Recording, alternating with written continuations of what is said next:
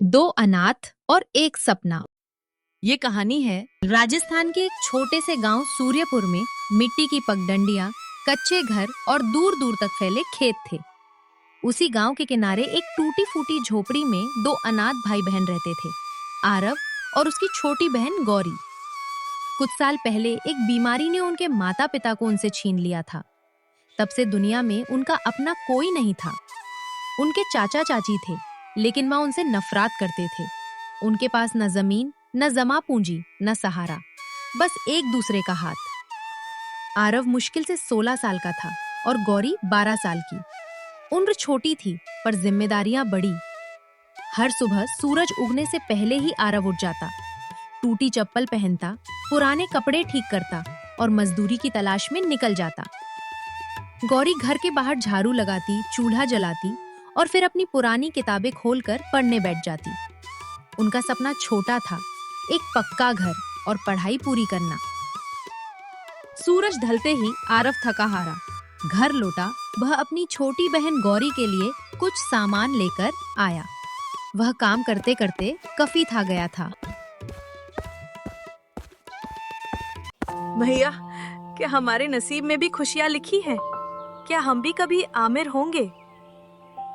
मैं तो इस जिंदगी से थक चुकी हूँ भैया।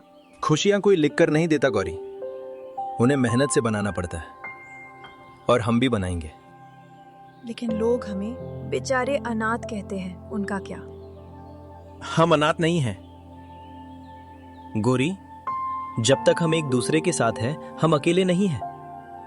हमारी मेहनत हमारे साथ है। गांव के कुछ लोग दया दिखाते, उन्हें सहारा देते, पर कुछ लोग ताने मारते। कई बार बच्चे गौरी को चिढ़ाते, उसकी हंसी उड़ाते। अरे देखो देखो गरीब की बेटी कैसे टूटे हुए घर में रहती है बेचारी। पर गौरी चुप रहती। उसे अपने भैया पर भरोसा था। एक दिन गांव में खबर आई कि शहर से एक बड़ा व्यापारी आया है जो खेतों के लिए मेहनती मजदूर ढूंढ रहा है। आरव तुरंत वहां पहुंचा। मुझे काम करने वाला आदमी चाहिए। काम आसान नहीं है। धूप, पसीना, मेहनत सब सहना पड़ेगा और मन लगाकर काम करना पड़ेगा। इसके लिए कोई तैयार है तो बोलो। साहब, मैं भूख सह सकता हूँ, मेहनत क्यों नहीं। मैं काम करने के लिए तैयार हूँ। नाम क्या है तुम्हारा? साहेब, मेरा नाम आरव है। ठीक है, कल से आकर काम शुरू करो। ठीक है साहब, मैं कल टाइम पर आ जाऊंगा। अगले दिन सुबह सूरज उगने के साथ ही आरव काम के लिए घर से निकला। काम सचमुच कठिन था। तेज धूप में हल चलाना, पानी खींचना, बोरी उठाना। आरव के हाथों में छाले पड़ गए। कई बार शरीर जवाब देने लगा। लेकिन हर शाम जब वो घर लौटता और गौरी को पढ़ते देखता, उसकी सारी थकान मिट जाती। गौरी भी अब खाली नहीं बैठती थी। उसने गांव के छोटे बच्चों को पढ़ाना शुरू कर दिया। बदले में कोई दूध दे देता, कोई सब्जी। धीरे धीरे उनका घर चलने लगा। एक रात तेज आंधी आई, आसमान काला हो गया, बिजली चमकी। हवा ने उनकी झोपड़ी को हिला दिया। सुबह तक झोपड़ी का आधा हिस्सा गिर चुका था। यह सब देखकर गौरी रोने लगी। भैया, अब हम कहाँ रहेंगे? जहाँ सपना होता है वहीं घर होता है।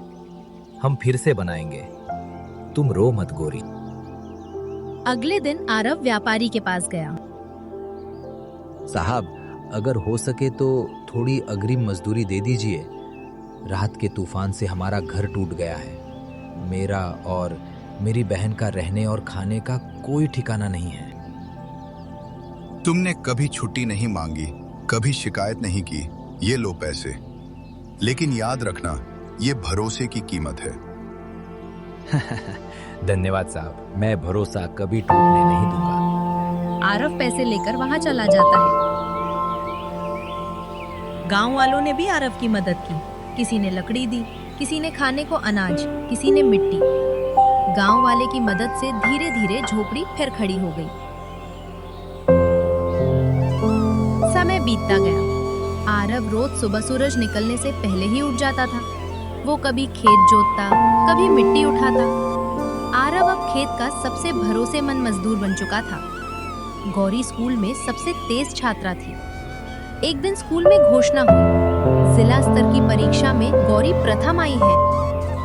गौरी, तुम शहर जाकर आगे पढ़ सकती हो, तुम्हें छात्रवृत्ति मिलेगी, तुम अपना सपना पूरा कर सकती हो। सच में? हाँ गौरी, अब तुम आगे पढ़ सकती हो। मैं जरूर आगे पढ़ूंगी। गौरी ये सुनकर खुशी खुशी घर लौट आई। इधर शाम को जब आरव काम से घर लौटता है तो गौरी के आगे की पढ़ाई के बारे में सोचता हुआ आता है। अपने भाई आरव को आता देखकर गौरी खुशी से उछल पड़ी। भैया, मेरा सपना सच हो सकता है, मैं आगे बढ़ सकती हूँ। गौरी, ये तो बस शुरुआत है। गौरी अब पढ़ने में दिन रात एक करने लगी। वो सुबह जल्दी उठकर घर काम करती, फिर पढ़ने बैठ जाती। उधर व्यापारी ने भी आरव की मेहनत से खुश होकर आरव को बुलाया। मैं अब शहर लौट रहा हूँ। ये खेत मैं किसी भरोसेमंद को सौंपना चाहता हूँ। जी, आज से तुम खेत के प्रबंधक हो। तुम ही खेत की देखभाल करोगे, मुनाफे में हिस्सा भी मिलेगा। यह सब सुनकर आरव की आंखों में आंसू आ गए। एक दिन बीता, 2 दिन बीते, महीने बीते और कुछ वर्षों बाद गौरी पढ़ लिखकर अध्यापिका बन गई। उसने गांव में गरीब बच्चों के लिए मुफ्त कक्षा शुरू की। आरव ने खेत संभाले, अच्छी फसल उगाई और आखिरकार एक पक्का घर बनवाया। घर के बाहर एक छोटी सी पट्टिका लगी थी, 2 अनाथ, एक अटूट सपना। अब धीरे धीरे स्थिति सुधरने लगी। उनकी हर जरूरत है पूरी होने लगी।